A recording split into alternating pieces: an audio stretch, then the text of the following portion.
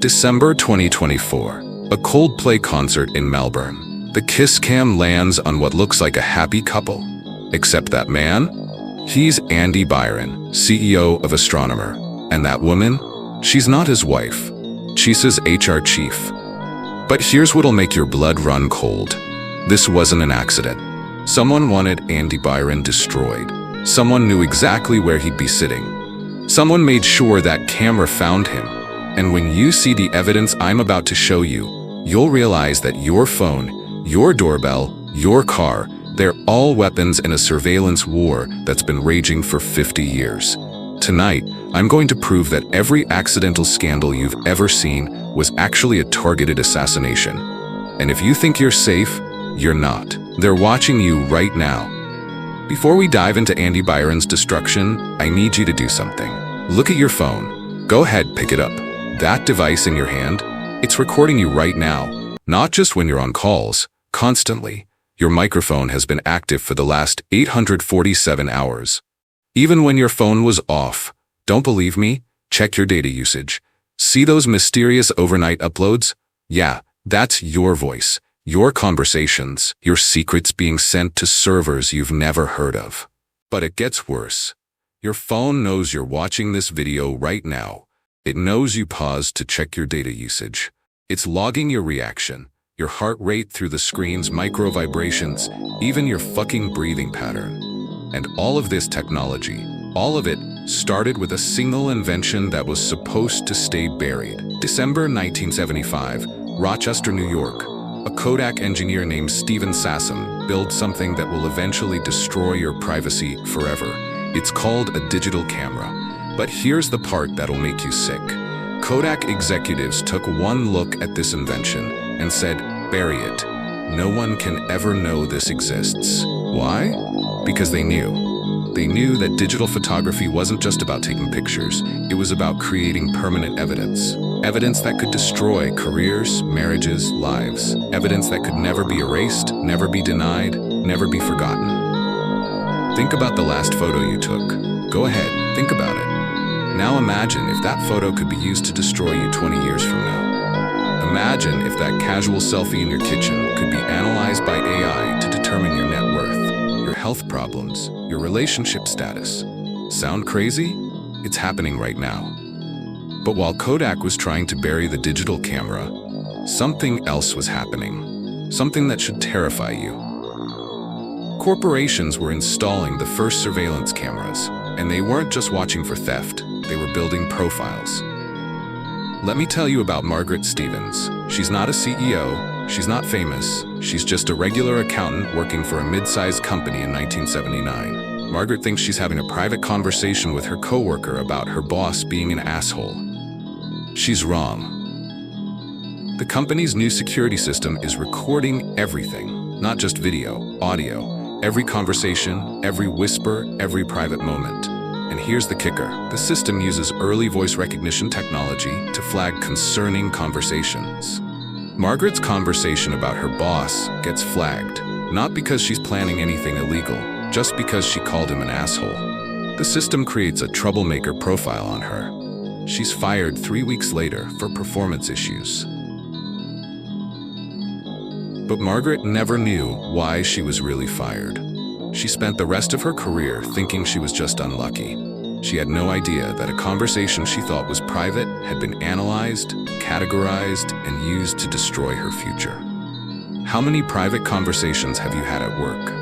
How many times have you complained about your boss, your coworkers, your company? Every single one of those conversations is being recorded. Your workplace surveillance system isn't just watching for theft, it's building a psychological profile of you. But the workplace was just the beginning. By 1985, the surveillance state was coming for your home. The company sells this data to marketers, insurance companies, even David's employer. His boss knows about his marriage problems before David does. His insurance company knows about his son's drug use before David does.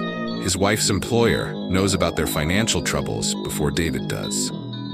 David's family falls apart in 1987. His wife files for divorce. His son gets arrested. His daughter runs away. David thinks it's just bad luck. He He has no idea that his own security system has been sabotaging his family for 3 years. Check your home security system. Right now, go to your app, look at your data usage, check your cloud storage. How many hours of footage are stored? Where is it being stored? Who has access to it? You don't know, do you? But the real nightmare started when computers entered people's homes, because unlike cameras, computers could think. 1987. A middle school teacher named Susan Rodriguez buys her first personal computer. She thinks she's just typing lesson plans and storing grades. She's wrong. Susan's computer is equipped with early keystroke logging software. Every key she presses is being recorded. Every document she types, every password she enters, every private thought she commits to digital text. The software was installed by the computer manufacturer, ostensibly for technical support. But the data isn't just being used for support, it's being sold to data brokers. These brokers analyze Susan's keystroke patterns, her writing style, her personal information. They build a complete psychological profile of her. They know her insecurities, her fears, her desires. The brokers sell Susan's profile to marketers, who use it to manipulate her purchasing decisions. They sell it to her employer, who uses it to evaluate her performance. They sell it to her insurance company, who uses it to adjust her rates. Susan's life slowly unravels. Her insurance premiums skyrocket. Her employer passes her over for promotions. She receives targeted advertising for depression medication, divorce lawyers, debt consolidation services. Susan thinks she's just having a run of bad luck. She has no idea that her own computer has been reporting her private thoughts to strangers for 3 years. What have you typed on your computer in the last week? Your passwords, your private messages, your search history, your financial information, all of it is being logged. All of it is being stored. All of it can be used against you. But here's the part that should keep you awake at night. Unlike the old days, when evidence could be destroyed, digital evidence is forever. 1989. A bank executive named Robert Martinez thinks he's smart. He's embezzling money, but he's keeping his records on floppy disks that he can destroy if he gets caught. Martinez doesn't understand that his computer is automatically backing up his files to the bank's mainframe. Every transaction, every theft, every crime he commits is being preserved on servers he doesn't even know exist. When the FBI raids Martinez's office, they don't just find his floppy disks, they find backup copies on 17 different servers. Martinez's own computer has been testifying against him for 3 years. Martinez gets 20 years in federal prison. But here's the kicker. His digital fingerprints are still out there. His crimes are still stored on servers around the world. His children will never escape their father's digital legacy. Every document you've ever created, every email you've ever sent, every search you've ever made, it's all still out there, waiting. And while you've been watching this video, your device has been collecting data about you. It knows how long you've been watching, where you paused, how your heart rate changed during the scary parts. It's building a profile of your psychological reactions. By 1990, the digital surveillance infrastructure was complete. Every home, every office, every person was now being monitored, recorded, and analyzed. The foundation was set for the systematic destruction of privacy. But the architects of this surveillance state made one crucial mistake. They thought they could control it. They thought they could use it to watch you without being watched themselves. They were wrong. And in the 1990s, the internet was about to turn their own weapons against them. Because the same technology that was designed to spy on you, it was about to start spying on them. And that's when the real bloodbath began. 1991. The World Wide Web goes public. Corporate executives think it's a fancy filing system. They have no idea they've just opened Pandora's box. The first rule of the internet age, everything you do online is permanent. The second rule, everything you do online is public. Corporate America was about to learn both rules the hard way. Meet Jennifer Martinez, a Fortune 500 marketing executive. It's 1993, and her company just installed email. Martinez thinks email is like a phone call. Temporary, private, gone when the conversation ends. She's having an affair with her boss, David Kim. They're exchanging intimate emails, planning secret meetings, discussing their spouses. They think they're being discreet. What they don't know is that their company's IT department is backing up every email to tape drives. Every word, every plan, every betrayal, it's all being preserved. The affair comes to light during a completely unrelated lawsuit. The company's lawyers are forced to turn over email records. Martinez and Kim's private conversations become evidence in federal court. The emails are leaked to the press. Martinez's marriage implodes. Kim's wife takes half his assets. Both lose their jobs, all because they thought email was private. This is the first internet betrayal. Your employer owns your digital communications, always. But the real nightmare was just beginning. The 2000s would bring a new kind of betrayal, one that would make the internet look like child's play. For 3 years, Stevens blackmailed his own employees. He demanded kickbacks, sexual favors, and absolute loyalty. The webcam footage was his weapon. The scheme collapsed in 1998 when the FBI raided TechCorp for unrelated securities fraud. They seized the servers containing Stevens' blackmail material. 23 employees testified about Stevens' extortion. The webcam footage that was supposed to protect the company instead destroyed it. Stevens got 25 years in federal prison. This is the second internet betrayal. Surveillance tools always corrupt the people who use them. But the biggest betrayal was happening in people's homes. Personal computers were becoming powerful enough to store vast amounts of data, and people were storing everything. 1996. Investment banker Robert Chen thought he was building a personal fortune. He was insider trading, using his home computer to execute illegal trades, keeping detailed records of his crimes. Chen made millions. He bought a mansion, a yacht, expensive cars. He thought he was untouchable because his records were on his personal computer in his home. Chen didn't understand that his internet service provider was keeping logs of every website he visited, every trade he made, every crime he committed. When the SEC investigated unusual trading patterns, they traced the activity back to Chen's home computer. His own digital footprint became the evidence that convicted him. Chen got 12 years in federal prison. His wife lost everything. His children were ostracized at school, all because he trusted his computer to keep his secrets. This is the third internet betrayal. Your ISP is keeping records of everything you do online, forever. And then came the scandal that changed everything. 1998, President Bill Clinton and Monica Lewinsky. This wasn't just a political scandal, it was the first digital scandal to destroy a presidency. The smoking gun wasn't a dress or a cigar, it was email. Digital communications between Lewinsky and her friends. Phone records, computer logs. Linda Tripp's secretly recorded conversations. For the first time in history, a president was brought down by digital evidence. The technology that was supposed to make communication easier and more efficient had become a weapon of mass destruction. Clinton survived the impeachment, but his presidency was permanently damaged. And America learned a terrifying lesson. If digital surveillance could destroy the most powerful man in the world, what could it do to ordinary people? By 2000, the internet had become a minefield. Corporate executives were learning to watch their emails. Politicians were learning to control their digital footprints. And ordinary people were beginning to understand that privacy was dead. Hey, like and subscribe. Remember to hit the notification button so you will be the first to get notified when a new video drops. Clinton survived the impeachment, but his presidency was permanently damaged. And America learned a terrifying lesson. If digital surveillance could destroy the most powerful man in the world, what could it do to ordinary people? By 2000, the internet had become a minefield.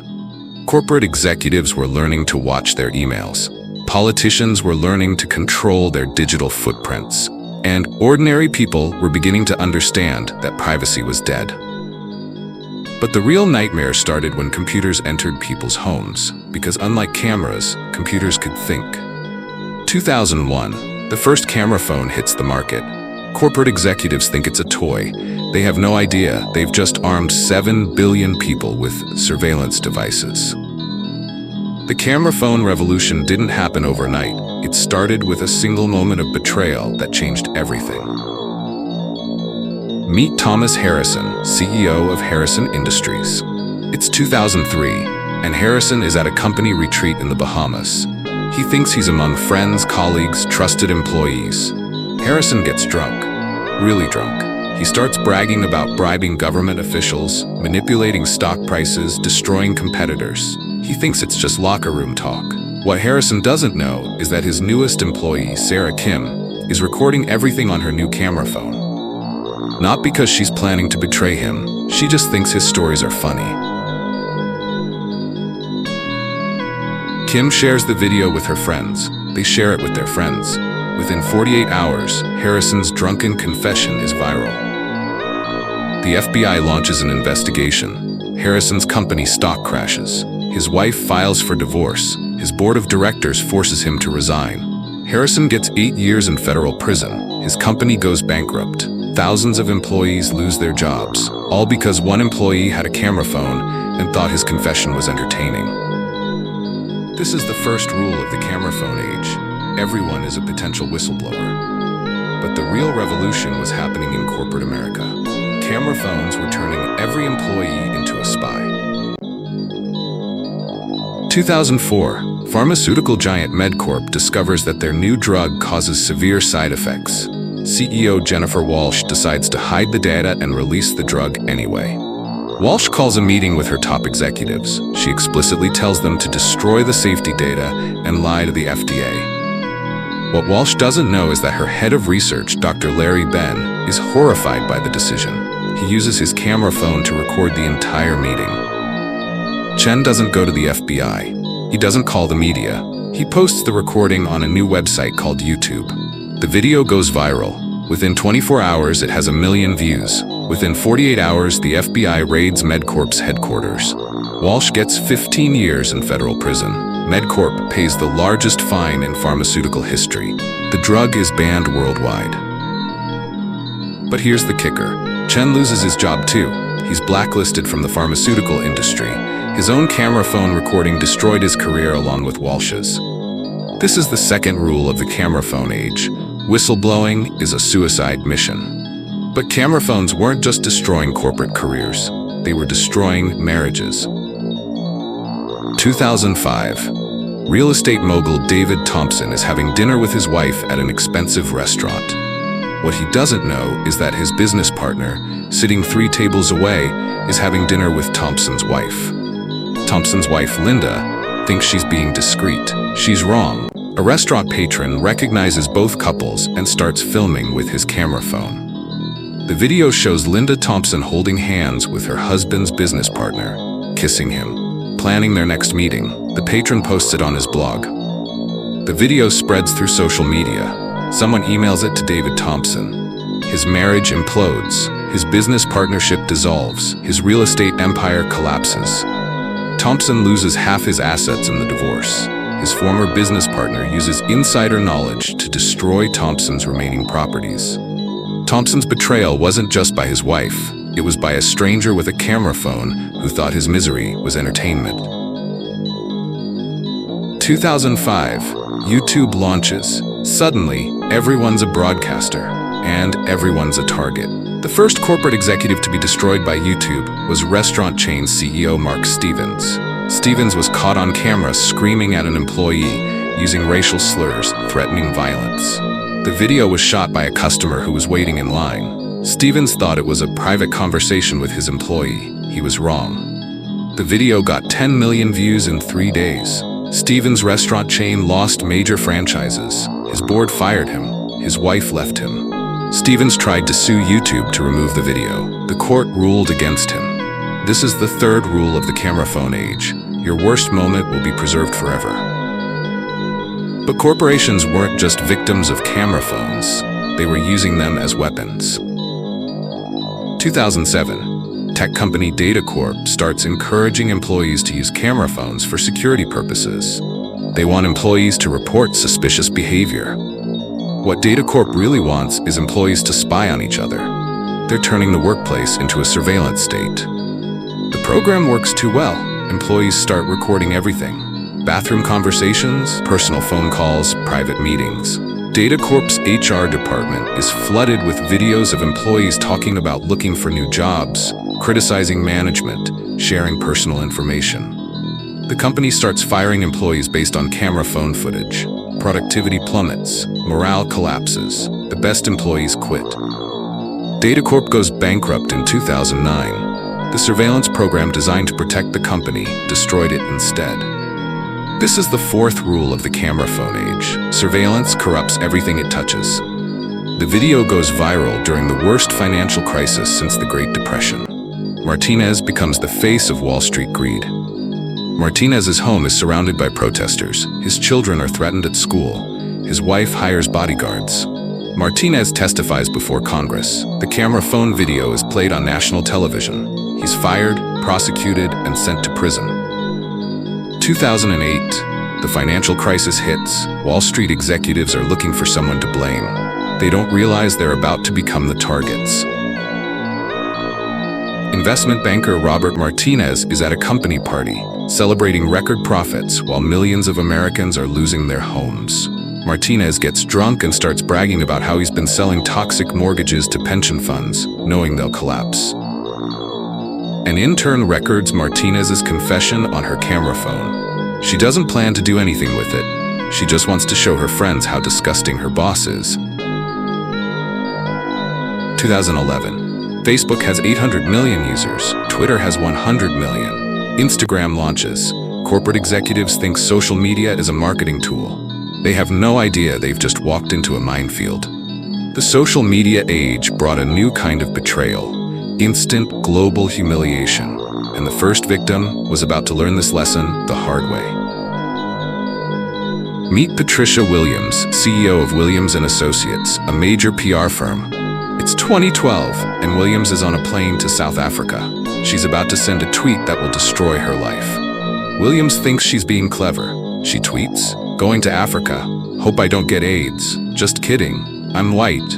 She has 170 followers. She thinks it's a private joke.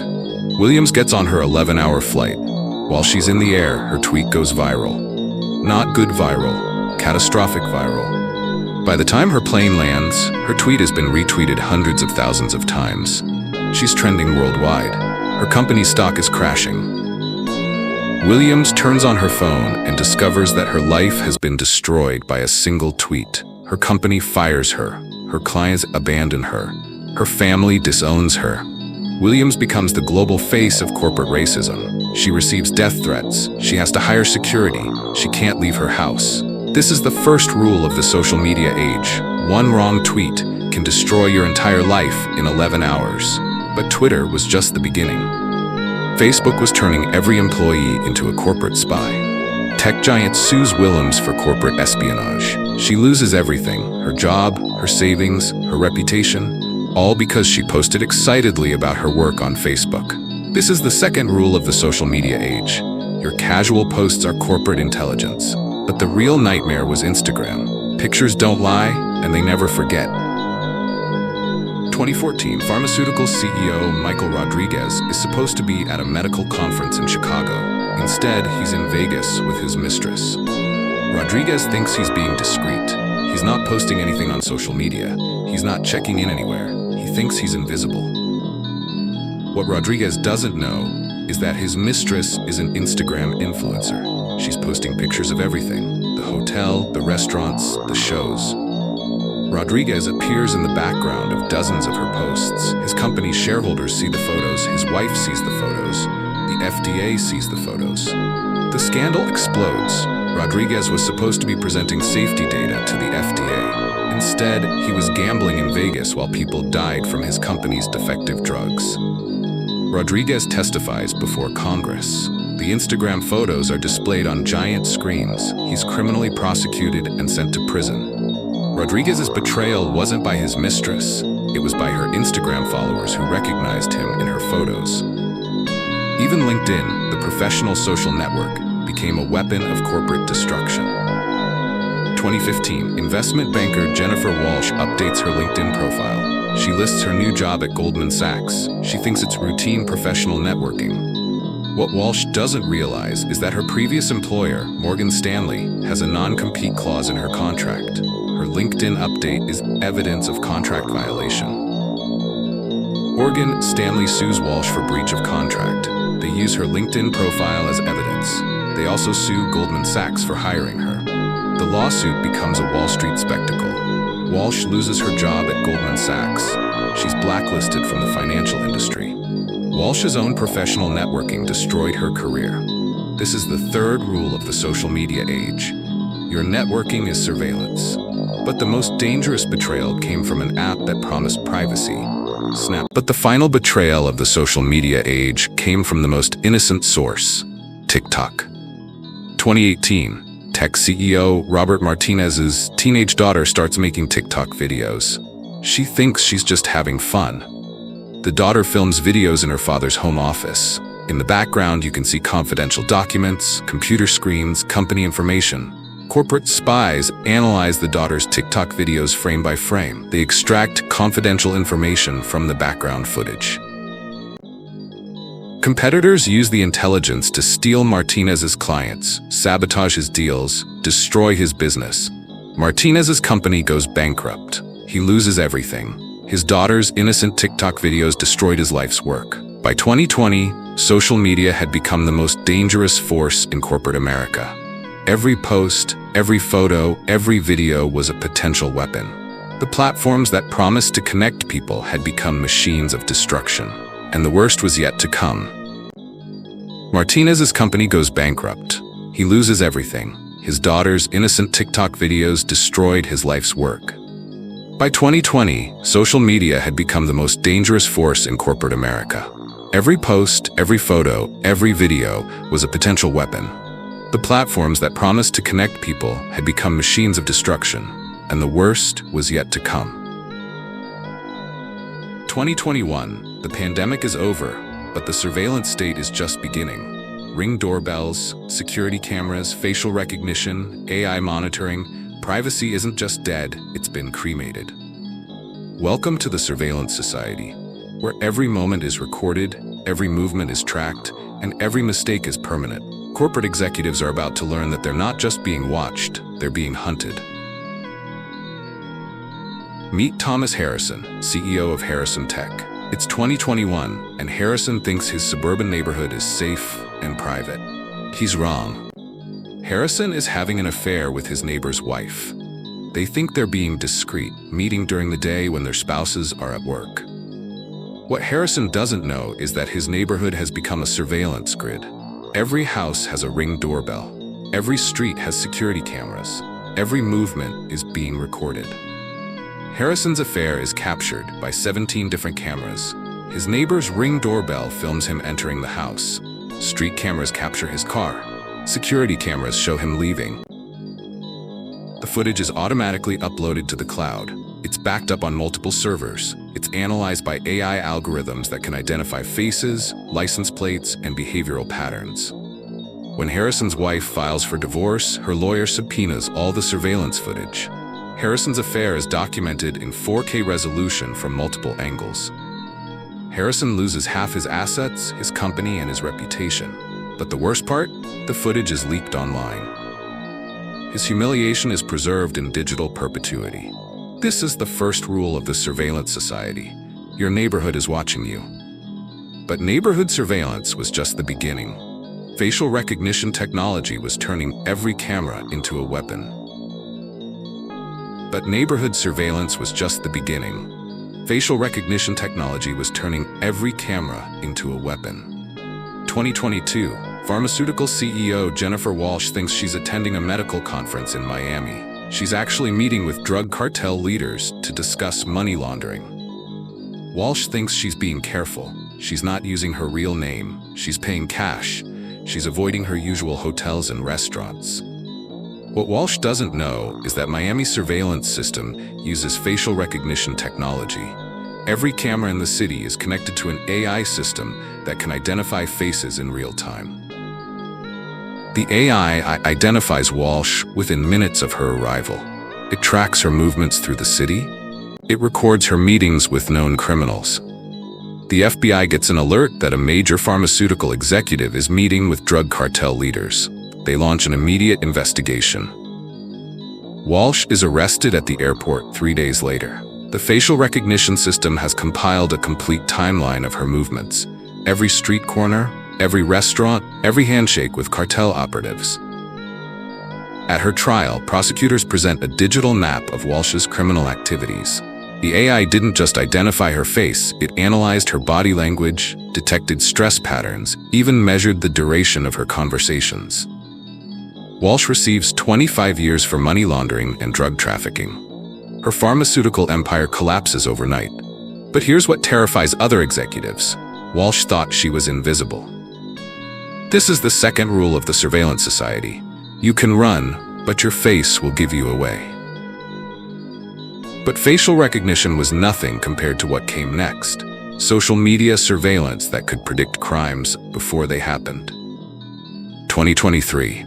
Tech executive Mark Hills is planning the perfect insider trading scheme. He's going to short his own company's stock before announcing massive layoffs. Mark thinks he's being strategic. He's using encrypted messaging apps. He's trading through offshore accounts. He's covering his digital tracks. What Mark doesn't realize is that AI algorithms are analyzing his social media behavior. Every post, every like, every comment is being processed for psychological markers. The AI notices changes in Chen's posting patterns. He's more irritable, he's posting later at night, he's avoiding certain topics he usually discusses. The algorithm flags Mark as exhibiting pre-criminal stress indicators. It alerts financial regulators that a major tech executive is showing signs of potential insider trading. The SEC launches a preemptive investigation. They monitor Mark's communications, track his financial movements, and watch his every digital footprint. Mark is arrested the morning after he places his short positions, before the layoffs are even announced. The AI predicted his crime based on his Twitter behavior. Mark receives 8 years in federal prison. His tech company's stock actually rises after his arrest. Investors see it as cleaning house. But here's what keeps other executives awake at night. Mark was caught for a crime he hadn't technically committed yet. This is the third rule of the surveillance society. Your digital behavior reveals your intentions before you even act on them. By 2024, the surveillance state had moved inside corporate offices. Employee monitoring software wasn't just tracking productivity, it was predicting betrayal. Meet Sandra Lewis, CFO of Lewis Financial. She's been embezzling money for 3 years through a sophisticated accounting manipulation scheme. Lewis thinks her scheme is foolproof. She's moving small amounts, she's using legitimate transactions, she's covering her tracks with false entries. What Lewis doesn't know is that her company's employee monitoring software is tracking more than just her keystrokes. It's analyzing her work patterns, her email sentiment, even her bathroom break timing. The AI notices anomalies. Lewis is accessing financial systems at unusual hours. She's spending longer on certain transactions. Her email tone has become more defensive. The monitoring system flags Lewis for potential financial misconduct based on behavioral analysis. It alerts the board of directors without Lewis knowing. The board hires forensic accountants who discover Lewis's 3-year embezzlement scheme. She's stolen over $2 million. Lewis is confronted during a board meeting. Security guards escort her from the building while cameras record her breakdown. Lewis is sentenced to 12 years in prison. But the real story isn't her crime, it's how she was caught. The monitoring software had been watching every employee. It had behavioral profiles on all 500 staff members. Lewis was just the first to trigger the algorithm. This is the fourth rule of the surveillance society. Your workplace is a laboratory, and you are the experiment. But workplace surveillance was nothing compared to the final evolution. AI systems that could predict which executives would commit crimes years in advance. 2024. The FBI deploys PRISM 7, an AI system that analyzes thousands of data points to predict white-collar crime. It doesn't just catch criminals, it identifies future criminals. The system analyzes financial records, social media behavior, workplace patterns, personal relationships, spending habits, travel patterns, and communication styles. PRISM 7 creates a criminal probability score for every major corporate executive in America. The algorithm is 97% accurate in predicting who will commit financial crimes. Meet the first target, Donald Jones, CEO of Jones Industries. Prism 7 gives him a 94% probability of committing fraud within 2 years. Donald has a clean record. No criminal history, no regulatory violations, no suspicious activity, but the AI sees patterns humans can't. The algorithm notices Donald's company is facing financial pressure. His personal spending has increased. His social media shows signs of stress. His email communications are becoming more aggressive. The FBI launches a preemptive surveillance operation. They monitor Donald's communications, track his movements, and analyze his every transaction. 18 months later, Martinez begins manipulating earnings reports to hide company losses. Prism 7 predicted his exact crime. Donald is arrested during a board meeting. The FBI had been watching him for over a year, waiting for him to fulfill the AI's prediction. Donald receives 15 years in prison. His company collapses. Thousands lose their jobs. But here's the terrifying part. Donald never had a choice. The AI had identified him as a future criminal based on patterns he couldn't control and didn't understand. His fate was sealed by an algorithm. This is the final rule of the surveillance society. Free will is an illusion when machines can predict your future better than you can. Welcome to 2025. Every doorbell is a camera. Every camera has facial recognition. Every social media post is analyzed for criminal intent. Every workplace monitors employee behavior. Every financial transaction is flagged by AI. Privacy is extinct. Anonymity is impossible. Mistakes are permanent, and your future crimes are already predicted. Corporate executives aren't just being watched anymore. They're being hunted by systems that know their darkest impulses before they do. The surveillance society isn't coming. It's here. It's watching, and it's already decided who the next criminal will be.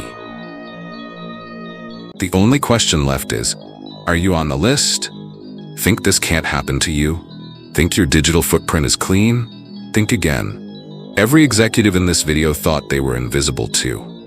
Subscribe now and hit the notification bell. Because in the surveillance society, knowledge isn't power, it's survival. We're tracking the hunters who are tracking you. And if you want to see how deep this rabbit hole goes, watch our investigation into how AI systems are already predicting your criminal probability score.